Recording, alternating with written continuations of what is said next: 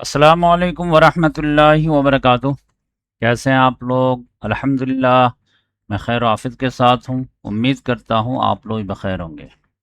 काफ़ी दिनों से वीडियो नहीं आ पाई, उसकी वजह ये थी कि मैं एक इदारा कायम किया हूँ। पुराना इदारा था, खस्ता हालत में। उसको जो है बेहतरीन से एक जदीद तर्ज का जो है मकतब बनाने की कोशिश किया हूँ, ताकि वो पूरे हिंदुस्तान के लिए एक रोल मॉडल बने। तो समझिए कि 6-7 महीने से मेहनत चल रही थी, कामयाबी अभी मिली है। अल्हम्दुलिल्लाह, कंस्ट्रक्शन का काम भी हो गया है, सिस्टम भी बन गया है।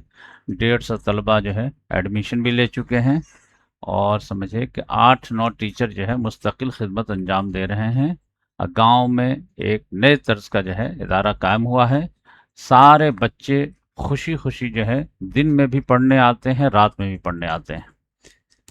तो इस पर हम अल्लाह ताला का शुक्र अदा करते हैं, और आप लोगों का भी।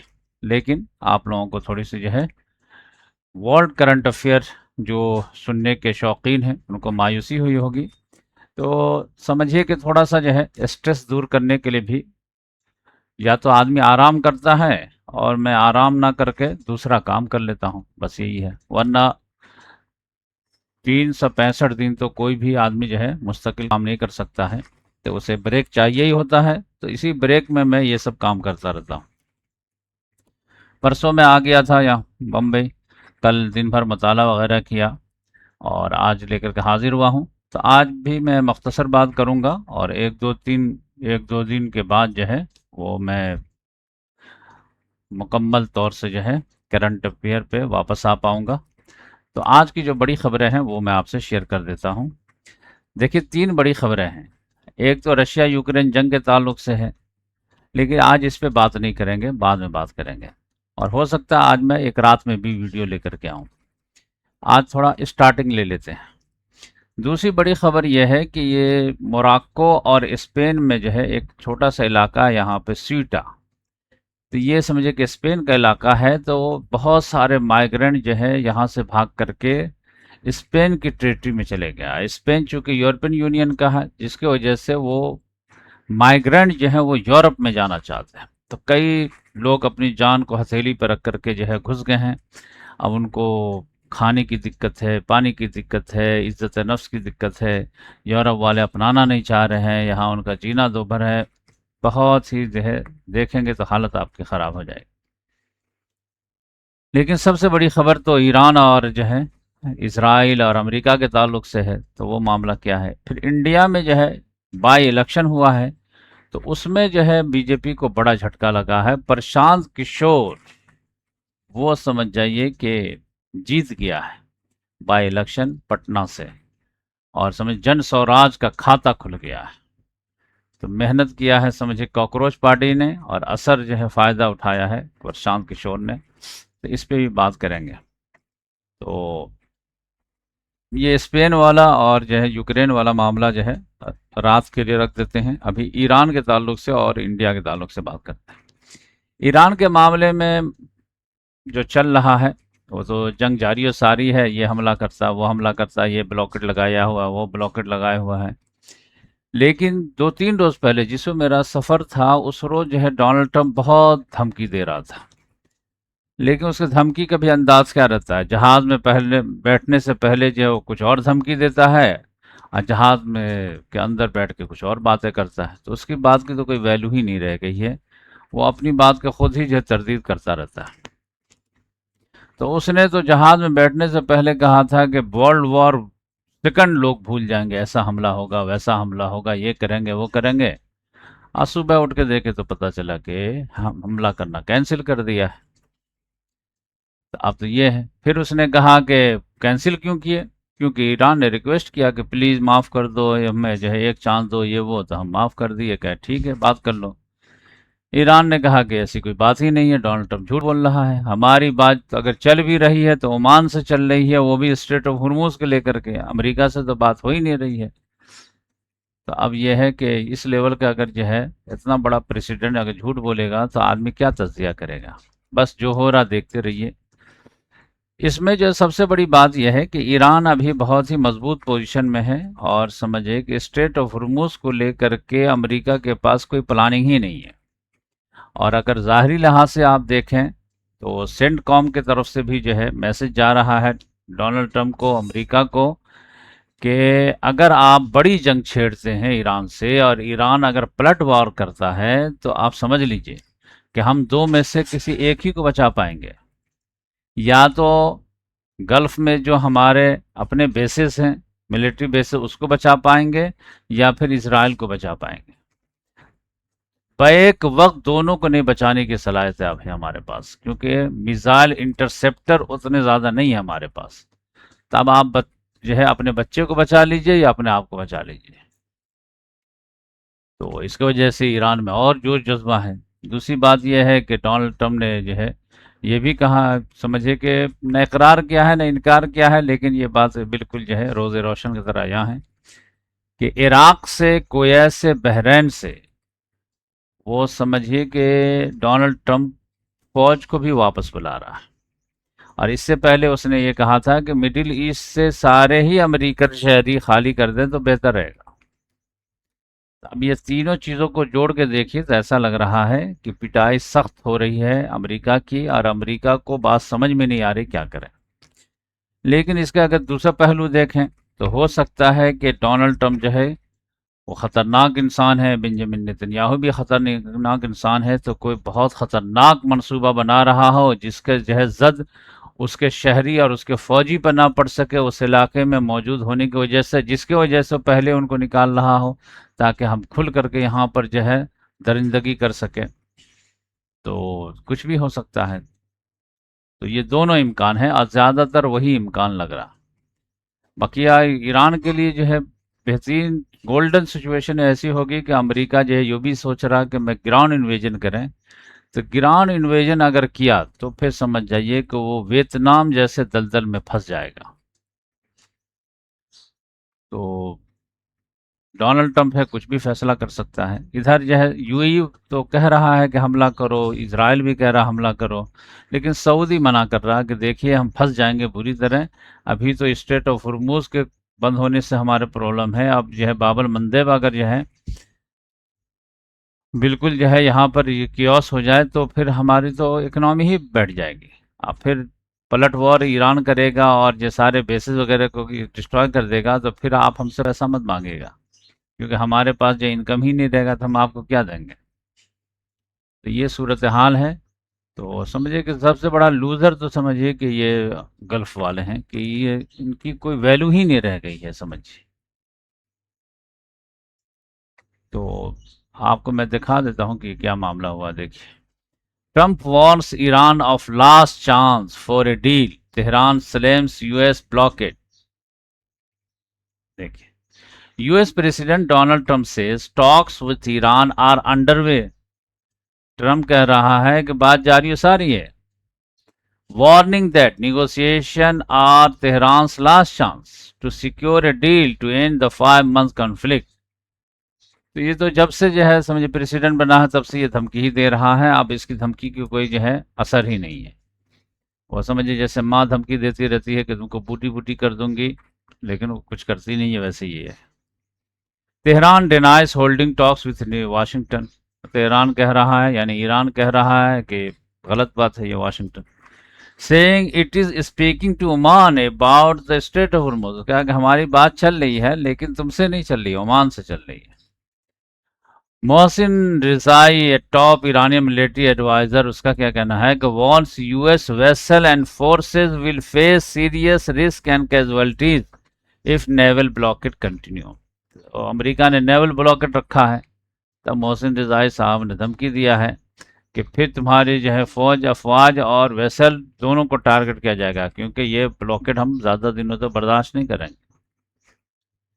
तीसरी बड़ी खबर जो है गाजा से है। Trump board of peace says Hamas must completely disarm before Israel withdraw from Gaza after Israeli pushback. तो ये आप जानते हैं कि गाजा की हालत बहुत ज़्यादा खस्ता हालत है, खाने पीने का वांदे हो गए हैं, सारी चीज़ें हैं। तो वहाँ के जो है रेजिस्टेंस ग्रुप, उसने कहा कि ठीक है हम हथियार डाल देंगे।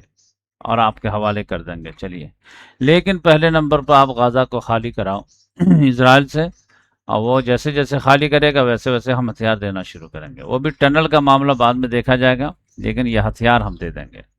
टनल का इन्फॉर्मेशन जो है बाद में बताएंगे। लेकिन अब ये इजराइल का कहना यह नहीं कि पहले हथियार डालो उसके बाद हम कुछ सोचेंगे। इजराइल कहता है कि हम खाली ही नहीं करें। अब डोनाल्ड ट्रंप कह रहा है कि नहीं, खाली करना है और हथियार इसको देना है, लेकिन पहले कौन? तो अब यह है कि इसका कहना है फ़लस्तीनियों का कि पहले जो है खाली कराइए तो हम हथियार दे देंगे, ठीक है, जीने दीजिए हम लोगों को। और ये बेंजामिन नेतन्याहू कह रहा है कि नहीं, फिर खाली हथियार ले लो और हम खाली उली नहीं करेंगे। और डोनाल्ड ट्रंप कह रहा है कि खाली करना है तुमको और तुमको हथियार देना है, लेकिन पहले जो है हथियार दो फिर जो है खाली कराएंगे। तो इस तरह के जो कन्फ्यूज़न है इन लोगों में, देखिए मामला क्या होता है। Trump board of peace says Hamas must completely disarm before Israel withdraw from Gaza after Israeli pushback। तो ये देखें, और परसों तो बहुत बड़ा हमला कर दिया था, बहुत बड़ा, 19 लोगों की शहादत हो गई थी। इसे और कल भी देखिए, Israeli force have killed 2 Palestinian attack on Gaza City. Qatar, Egypt, तुर्की ये इशू ज्वाइंट स्टेटमेंट कंडेम, क्या कर सकते, कंडेम ही कर सकते हैं। तो ये गाजा की सिचुएशन में बता दिया आप लोगों को, ईरान के बारे में बता दिया आप लोगों को, इराक, कुवैत, बहरीन से जो है अमरीकी अफवाज का इनखला हो रहा है ये भी आप लोगों को बता दिया। तो ये ताज़ा सूरत हाल है। तभी देखिए कि मामला क्या होता है। पाकिस्तान में जो है पीओके में जो है पाकिस्तान ऑक्युपाइड कश्मीर में जो है इलेक्शन, पहला फेज़ तो हो गया, सेकंड फेज़ का शायद आज इलेक्शन है। तो वहाँ भी जो है काफ़ी गवर्नमेंट जो सख्ती कर रही है और प्रोटेस्ट को दबाने की कोशिश हो रही है। 40 से ज़्यादा लोगों की हिलाकत हो गई है। और ये समझिए कि इलेक्शन में अगर जीत हो रही है तो नवाज़ शरीफ की जो पार्टी है मुस्लिम लीग नून नवाज़, उसकी जीत हो रही है। और पाकिस्तान में आमतौर से ऐसा ही होता है कि जो सेंटर में हुकूमत रहती है उसी की जो है कश्मीर में भी उसी की हुकूमत बनती है। अब एक बड़ी बात यह आई है कि पाकिस्तान अल जजीरा को बैन करना चाह रहा, कि पाकिस्तान में तुम रिपोर्टिंग नहीं कर सकते। तो अब यह है कि या तो समझिए कि ये कोल्ड वॉर का हिस्सा है, क्योंकि आप जानते हैं कि कतर में और सऊदी में जो है कोल्ड वॉर रहता है, और अभी पाकिस्तान सऊदी से अलायंस कर लिया है, तो उसकी वजह से जो है अल जजीरा जो है कतर की एक बड़ी ताकत है। या दूसरी बात यह है कि यहाँ पर कोई ख़तरनाक ऑपरेशन करना चाह रहा है पाकिस्तान, उसको कोई रिपोर्ट ना कर दे तो पाकिस्तान का कोई मीडिया की हिम्मत ही नहीं कि रिपोर्ट कर दे, लेकिन इंटरनेशनल मीडिया भी ना रिपोर्ट कर दे, उसके लिए ये सारी चीज़ें जो है की जा रही है। तो अब देखिए कि क्या होता है मामला। अब चलिए आते हैं हिंदुस्तान की तरफ। हिंदुस्तान में मामला जो है, एक तरफ बीजेपी नरेंद्र मोदी ये समझे कि उरूज की इंतहा पर पहुंच रहा था। ऐसा लग रहा था कि 2/3 मेजॉरिटी जो है वो आराम से जीत जाएगा। जिस रोज 2/3 मेजॉरिटी अगर उसको संसद में हो गए, लोकसभा राज्यसभा में, तब तो फिर समझिए कि गेम पूरा हाथ से निकल करके बीजेपी के हाथ में चला जाएगा, आरएसएस के हाथ में, और ये चाइना मॉडल बन जाएगा। लेकिन अभी भी जो है आखिरी चांस बाकी है।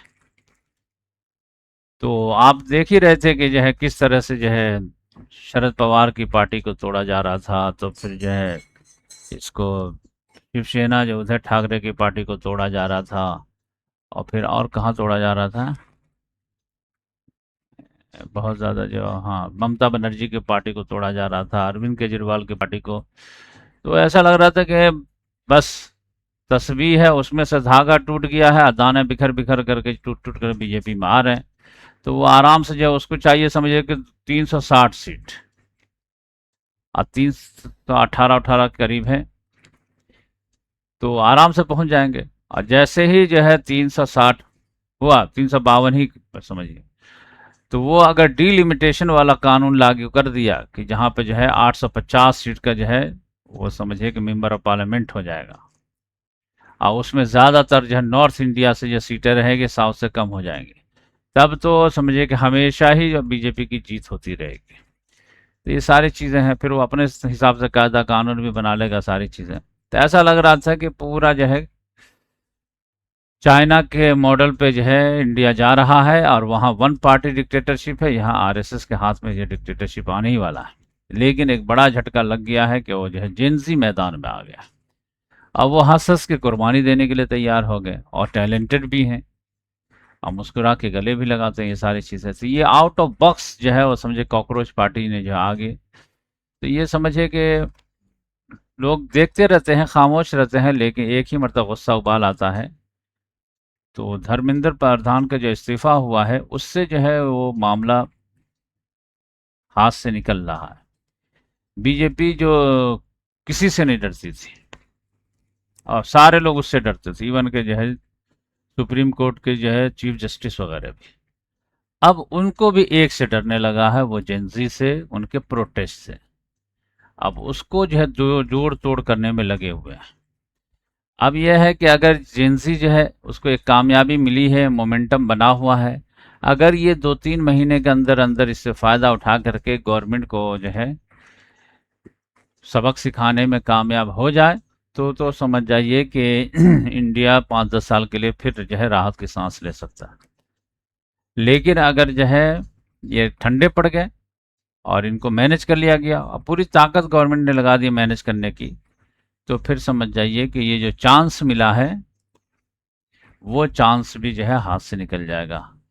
तो अभी देखिए कि मामला क्या होता है। उसी का असर है कि आप देखिए कि पटना में, जहाँ पर जो अभी नया जो है बीजेपी का जो है हेड बना है नितिन नवीन, वो उसको अपनी सीट छोड़नी थी, क्योंकि वहाँ वहाँ से एमएलए था, और वो जो है राज्यसभा का सदस्य बन गया है। तो वहाँ पर जो है बाई इलेक्शन हुआ। कल तो 3 इलेक्शन था, यानी रिजल्ट था, मध्य प्रदेश से भी था, गुजरात से भी था, और ये था। तो 3 सीट पे जो है बीजेपी 2 सीट हार गई, और एक गुजरात वाली तो जीत गई। तो यहाँ से प्रशांत किशोर जीत गया है। तो ये बिहार के इलेक्शन के लिए भी जो है बहुत बड़ा मामला है, अगर नॉर्मल हालात रहे तो। और अगर बीजेपी सेंटर में मजबूत हो जाए तो वो तो डिक्टेटरशिप आ जाएगी, तो फिर तो प्रशांत किशोर हो या कोई भी हो, कुछ भी कहीं भी कुछ नहीं कर सकता। लेकिन अगर नॉर्मल हालात रहे तो यहाँ पे पटना में, बिहार में मामला जो है बदल जाएगा, और ये समझ जाइए कि प्रशांत किशोर जो है ये नीतीश कुमार की जगह ले सकता है। तो ये समझिए कि नीतीश कुमार की पार्टी के लिए भी जो है बड़ा खतरा है। दूसरे नंबर पर जो है तेजस्वी के लिए है, क्योंकि मुसलमान वोट जो है 60 से 70% प्रशांत किशोर की तरफ चला जाएगा, अगर वो थोड़ा सा सीरियस सियासत करना शुरू कर दे तो। और तीसरे नंबर पर बीजेपी को भी घाटा झटका लगेगा या नहीं लगेगा। हाँ, ये है कि कांग्रेस जो है आरजेडी का साथ छोड़ करके अगर जो प्रशांत किशोर के साथ कुछ अगर ये हो जाए, तो हो सकता है कि बीजेपी को बड़ा झटका लगे और कांग्रेस को कुछ फायदा हो। तो ये देखिए कि ये जो एक सीट के इलेक्शन है, ये समझिए कि पूरे बिहार के इलेक्शन को इम्पैक्ट करने वाला है। और अभी जब प्रशांत किशोर जो है वहाँ समझिए कि संसद वगैरह, वहाँ जो असेंबली में जाएगा बिहार के, तो वहाँ का जो सीएम जो है वो ज़्यादा पढ़ा लिखा नहीं है, प्रशांत किशोर ज़्यादा पढ़ा लिखा है। तो फिर किस तरह की बहस होती है, किस तरह का आमना सामना होता है, तो सम्राट साहब तो समझिए कि बेचैन होंगे बहुत ज़्यादा। और ये जो है मोमेंट अभी प्रोटेस्ट जो है समझिए कि 5 तारीख को कल जो है कॉकरोच पार्टी के जो चीफ है उसके घर पे होना है। तो ये समझिए कि नेक्स्ट प्रोटेस्ट हो सकता है नितिन गडकरी के खिलाफ ना हो जाए, इथेनॉल के खिलाफ, या फिर किसी और के खिलाफ भी हो सकता है। तो ये समझिए कि डू एंड डाई का मामला है, और गवर्नमेंट बहुत ज़्यादा घबराई हुई है। राहुल गांधी पे लोग विश्वास नहीं कर पा रहे हैं, क्योंकि वो सीरियसनेस नहीं है। वरना तो ईमानदार है, समझदार है, सब चीज़ है, लेकिन सीरियसनेस नहीं है, जिसकी वजह से उसके कॉल पे पब्लिक नहीं आती। यही आप ही देखिए, अभिजीत जीतके जो है वो आया, तो कुछ दिनों तक लोग देखे, वेट एंड वॉच किए, लेकिन जब देखे ये आदमी सीरियस है, तो लोग जंतर मंतर पर पहुंचना शुरू हो गए, और डंडा भी शौक से खाए, सब चीज किए। तो लीडरशिप में जो सबसे ज़्यादा सीरियसनेस होना चाहिए, जिसकी बहुत ज़्यादा कमी है राहुल गांधी में, कि जो बोल दिए सो बोल दिए, वो मामला होना चाहिए। तो वो वाला मामला नहीं है, जिसके वजह से सारी खूबी होने के बावजूद जो है वो नौजवान जो है विश्वास नहीं कर पा रहे हैं, और उसकी कॉल पे लबैक नहीं कर रहे हैं। वरना तो ये समझिए कि पेपर लीक से ज़्यादा बड़ा मामला जो है वो वोट चोरी का मामला था। लेकिन क्योंकि उसको राहुल गांधी लीड कर रहा था तो उसको मालूम था कि ये सब चीज़ फिर जो रोकना जो होता है वो एजिटेशन से होता है, मैदान में आना पड़ता है। सिस्टम की खराबी जो है सिस्टम के ज़रिए ठीक नहीं होती है, सिस्टम की खराबी जो है फिर प्रोटेस्ट से ठीक होती है। तो इस लिहाज से जो है, तो ये चंद बातें थी जो मैं आप लोगों से शेयर कर दूं। और इंशाल्लाह जो है 1 डेढ़ हफ्ता में मुसलसल जो है आपको वर्ल्ड करंट अफेयर की वीडियो दूंगा। उसके बाद जो है मैं हैदराबाद जा रहा हूँ सीरतुलनबी प्रोग्राम के लिए 10 रोज़ के लिए। तो समझिए 10-15 रोज़ जो है सीरतुलनबी की वीडियो मैं दिया करूँगा। उसके बाद जब वहाँ से आऊँगा 26-27 तारीख को, तो फिर कंटिन्यू जो है 40 रोज़ के करीब जो है मैं करंट अफेयर की वीडियो बनाऊंगा और हिस्ट्री की वीडियो बनाऊंगा और अरबिक ग्रामर की वीडियो बनाऊंगा। तो ये महीना जो है वो समझ जाइए कि सीरतुलनबी का है। तो वो इंशाल्लाह सीरतुलनबी पे तफसीली गुफ्तगू होगी इंशाल्लाह। जज़ाकल्लाह।